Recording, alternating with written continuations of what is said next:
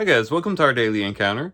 In John chapter 1 and verse 14 it says, "And the Word became flesh and dwelt among us." And in the original, that word for dwelt is tabernacled. He tabernacled among us.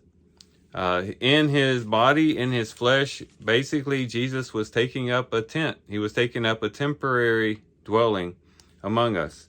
This is alluded to in chapter 2 in verse 19 where it says, "Jesus answered them, 'Destroy this sanctuary, and in 3 days I will raise it up.'" Again, he was talking about his body. It goes on to say in verse 21, but he was speaking about the sanctuary of his body. So you have the idea of the tabernacle and the sanctuary connected to his flesh, his body. And this is very similar to what we saw with Yahweh. When the people were traveling, that is, the Israelites were traveling through the wilderness, God tabernacled among them. They built a tabernacle. His glory came and filled the tabernacle. It was a tent of meeting by which Moses could come in and speak to the Lord. It was also the place where they would offer up sacrifices. The Shekinah glory of God was there. The Ark of the Covenant, there in the Holy of Holies. It was basically God's dwelling place among the people in the wilderness. But also the sanctuary that would later come about in the temple as they built a more substantial structure for the Lord to dwell in through Solomon. And he had this dwelling place, this sanctuary. And the same idea is brought out in John, where Jesus himself takes on human flesh and therefore tabernacles among us. In 2 Corinthians chapter 5, the Apostle Paul talks about the body as a tent, even for believers. It's a temporary dwelling that we live in, and it's a way in which we interact with this physical world, and we live in it until we are taken home to glory.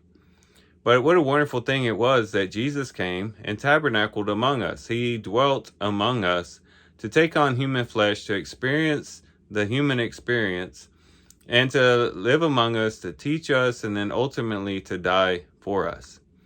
And we see also that Jesus not only died, but he was buried, and that he rose again, and that he even ascended to the Father.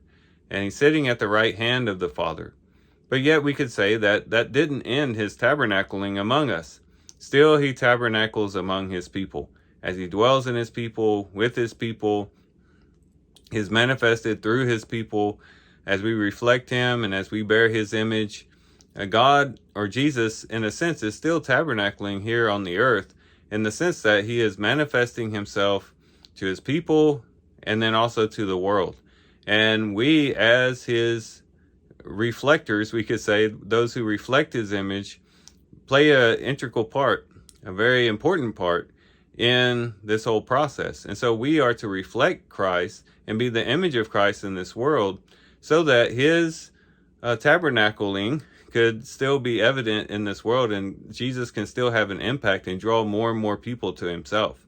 And so let's take this very seriously. Let's say, you know what, I'm not going to live for myself, but I'm going to say with Paul, I have been crucified with Christ. It is no longer I who live, but Christ lives in me. And the life that I live, I now live by faith in the one who gave himself up for me.